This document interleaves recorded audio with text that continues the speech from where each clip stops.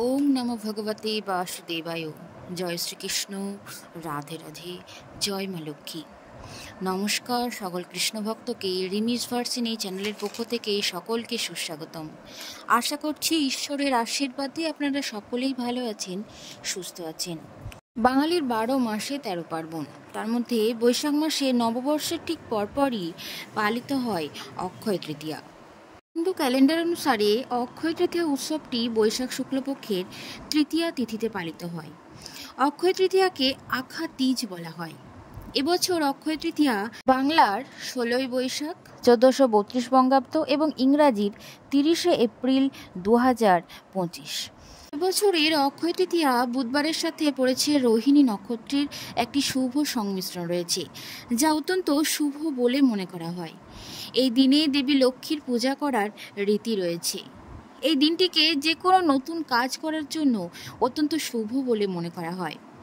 2025 সালের অক্ষয় তৃতীয়া 29শে এপ্রিল অর্থাৎ আগের দিন মঙ্গলবার পড়ছে তৃতীয়া তিথি। রাত্রি 8টা 12 থেকে শুরু হবে এবং 30শে এপ্রিল সন্ধ্যা 6টা 12 পর্যন্ত এই তৃতীয়া তিথি থাকবে। তিথি অনুযায়ী 30শে এপ্রিল 16ই বৈশাখ 2025 1432 বঙ্গাব্দ এবছর অক্ষয় তৃতীয়া উৎসব পালন করা হবে। এবছর অক্ষয় তৃতীয়া পুজো করার শুভ মুহূর্ত হল পুজোর শুভ সময় 30শে এপ্রিল ভোর 5টা 41 থেকে দুপুর 12টা 18 পর্যন্ত।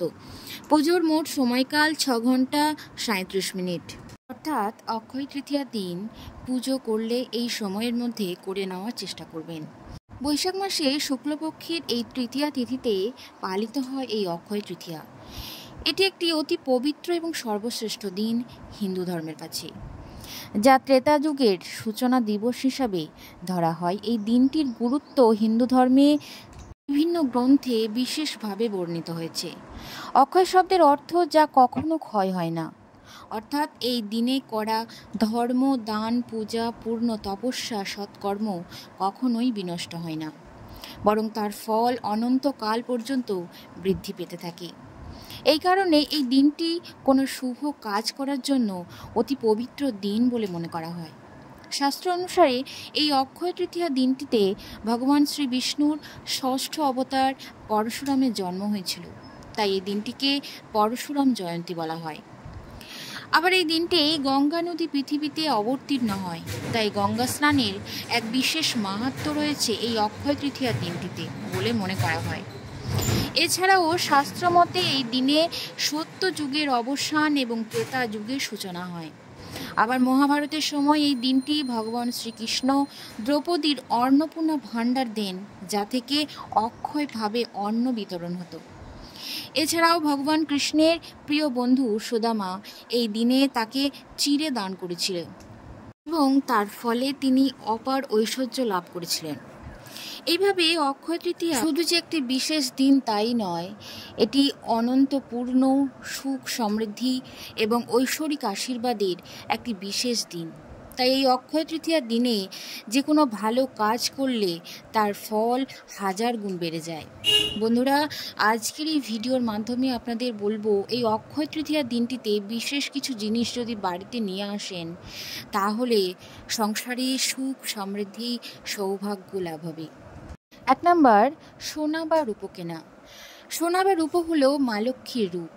এই দিনে এই ধাতু কিনলে ধন লাভ হয়, কন্যা সন্তানের সৌভাগ্য বৃদ্ধি পায়। আপনি এই অক্ষয় তৃতীয়ার দিন যদি স্বর্ণ মুদ্রা বা সোনার গহনা বা রূপোর গহনা বা রূপোর লক্ষ্মী গণেশের মূর্তি বা রূপোর কয়েন যদি কিনতে পারেন, এতে করে মা লক্ষ্মীর কৃপায় আপনার সংসারে সুখ, সমৃদ্ধি বৃদ্ধি পাবে, ব্যবসায় মুনাফা বাড়বে এবং সংসারে শ্রীবৃদ্ধি হবে। কিন্তু বর্তমান বাজারে সোনার এতটাই এখন দাম, যার ফলে সাধারণ মানুষের কাছে সোনা কেনাটা দুষ্কর হয়ে পড়েছে। তাই সোনা ছাড়াও আপনি এই দিনে অল্প এমন কিছু দামের জিনিস রয়েছে যেগুলো যদি কিনে আনতে পারেন ওই অক্ষয় তৃতীয়ার দিন, তাহলে মা লক্ষ্মী অতি খুশি হন। নাম্বার 2, তামা বা পিতলের বাসনপত্র। তামা বা পিতল শুদ্ধতার প্রতীক। এটি ব্যবহার দেহ ও মন দুটোই পবিত্র হয়। এই দিনে আপনি যদি তামার ঘট, কলস বা পিতলের থালা বাসন, ঘণ্টা এসব কিনতে পারেন। এতে করে সংসারে শ্রীবৃদ্ধি হয়, বাড়িতে সুখ শান্তি আসে, পজিটিভ শক্তি বৃদ্ধি পায় এবং মা লক্ষ্মীর আশীর্বাদ প্রাপ্তি লাভ করা যায়। নাম্বার 3, জামা কাপড়। বিশেষ করে হলুদ বা লাল রঙের জামা কাপড় বা হলুদ বা লাল রঙের কোনো জিনিস যদি আপনি এই দিনে বাড়িতে কিনে আনতে পারেন তাহলে সৌভাগ্য আসে।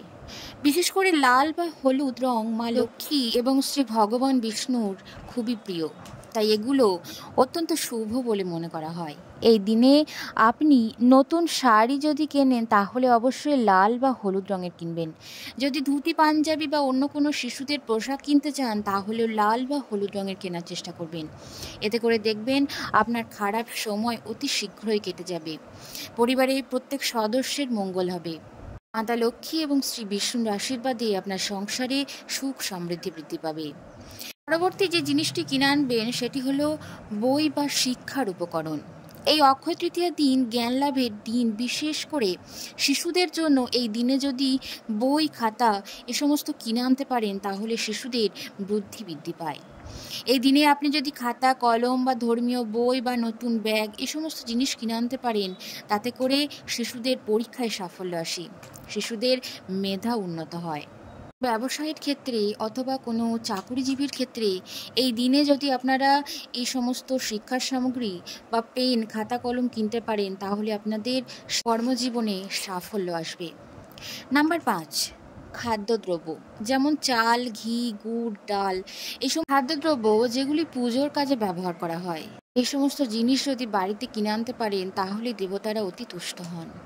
তাই অক্ষয় তৃতীয়ার দিন এগুলো পারলে অবশ্যই কিনে আনবেন, দেবদেবীর আশীর্বাদ প্রাপ্তি লাভ করবেন। এই দিন আপনি ঘরের জন্য চাল, ডাল, গুড়, ঘি বা ঘরের যে কোনো খাদ্য সামগ্রী কিনে আনতে পারেন। এতে করে ঘরে অন্নের অভাব হয় না, দারিদ্রতা দূর হয়। নাম্বার 6, গঙ্গার জল ও তুলসী গাছ। এই গঙ্গার জল এবং তুলসী গাছ অতি পবিত্র এবং রোগ মুক্তির জন্য অক্ষয় তৃতীয়ার দিন যদি গঙ্গার জলে স্নান করতে পারেন তাহলে অতি শুভ ফল পাবেন। এমনকি এই দিনে যদি তুলসী গাছ বাড়িতে লাগাতে পারেন তাহলে তা অত্যন্ত শুভ। এতে করে ঘরের নেতিবাচক শক্তি কমে এবং শারীরিক ও মানসিক শান্তি আসে। নাম্বার 7, লক্ষ্মী গণেশের মূর্তি বা ছবি। এই অক্ষয় তৃতীয়ার দিনে যদি লক্ষ্মী গণেশের ছবি বা মূর্তি কেনা হয় তা অত্যন্ত শুভ ফল দেয়। এতে করে ধন সম্পদের অধিপতি দেবী লক্ষ্মী এবং বাধা বিঘ্ন দূরকারী শ্রী গণেশের আশীর্বাদ লাভ করা যায়। এর ফলে সকল কর্মে উন্নতি হয়, পরিবারের সুস্থতা এবং সন্তানের অগ্রগতি আসে, সমস্ত বাধা বিপত্তি দূর হয়। নাম্বার 8, যে কোনো নতুন জিনিস। এই দিনে আপনি যদি কোনো নতুন জিনিস, যেমন ধরুন নতুন বাড়ি বা গাড়ি বা অন্যান্য কোনো নতুন যে কোনো জিনিসপত্র যদি এই দিনে কিনতে পারেন তাহলে তা অত্যন্ত শুভ বলে মনে করা হয়। যে কোনো জিনিসের যেমন শুভ দিক রয়েছে ঠিক তেমনই অশুভ দিক রয়েছে। এই সমস্ত জিনিসগুলো যেমন অক্ষয় তৃতীয়ার দিন কিনে আনা অত্যন্ত শুভ, মাতা লক্ষ্মী এবং শ্রী গণেশের আশীর্বাদ প্রাপ্তি লাভ করা যায়, ঠিক তেমনই এই দিনে এমন কিছু জিনিস আছে যেগুলো বাড়িতে কিনে আনা উচিত নয়। এই সমস্ত জিনিসগুলো যদি বাড়িতে কিনে আনা হয় সারা বছর রোগ জ্বালা ঝগড়া অশান্তি লেগেই থাকে। বন্ধুরা, এই দিনটি অত্যন্ত শুভ, তাই এই দিনে আমাদের এমন কিছু জিনিস কেনা উচিত নয় যেগুলো উল্টো প্রভাব ফেলবে। এই দিনে লোহার জিনিস যেমন বাটি, ছুরি, দা, ধারালো কোনো অস্ত্র এরকম লোহার জাতীয় কোনো জিনিস এই দিনে কেনা উচিত নয়। যেগুলোতে রক্তপাত, বিবাদ, অশান্তি এই সব কিছু হয় সে সমস্ত জিনিস এই অক্ষয় তৃতীয়ার দিন কেনা অশুভ বলে মনে করা হয় এই দিনে যদি এই সমস্ত লোহার জিনিস কেনা হয় তাহলে বাড়িতে রোগের আশঙ্কা দেখা যায়। এছাড়াও এই দিনে কালো পোশাক বা জুতো কেনা উচিত নয়। এতে করে ঘরে নেতিবাচক শক্তি আসে এবং মনের অস্থিরতা বেড়ে যায়। এই অক্ষয় তৃতীয়ার দিন ভুল করেও যেন কালো রঙের পোশাক পরিধান করবেন না, এর ফলে ঘরে নেগেটিভ এনার্জি প্রবাহিত হয়। এছাড়াও এই দিনে কাঁচের কোনো জিনিস না কেনাই ভালো। এতে করে ঘরে সারা বছর প্রত্যেকটি সদস্যের মধ্যে অশান্তি লেগেই থাকে, সম্পর্ক ভাঙার প্রবণতা বাড়ে। এছাড়াও বন্ধুরা, এই দিনে ঋণ নিয়ে কেনাকাটা করা বা কাউকে ঋণ দেওয়া উচিত নয়। এতে করে সম্পদ বাড়ার বদলে ঋণ বেড়ে যায়। বন্ধুরা, এখন আমি আপনাদের বলবো এই দিনে বিশেষ কিছু টোটকার কথা। বাড়িতে যদি কারোর ঋণ, দুঃখ, কষ্ট লেগেই থাকে, তাহলে তোমরা এই টোটকাটি একটু করে দেখতে পারো।